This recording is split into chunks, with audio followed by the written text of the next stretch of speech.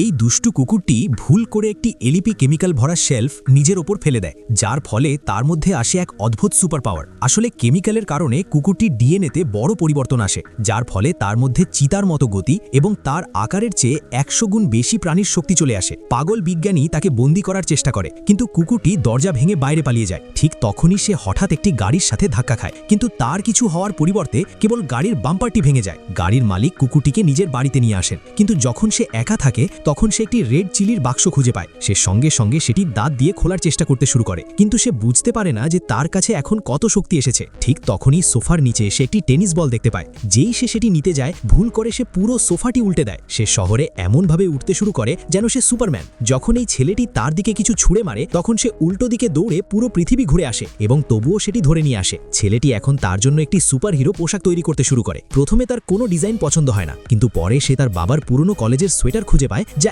একদম ঠিক ফিট হয়ে যায়। পরে সেই কুকুরটি শহরকে বাঁচাতে যায় এবং একটি গভীর গর্ত খুঁড়ে একটি হাতিয়ার পায়।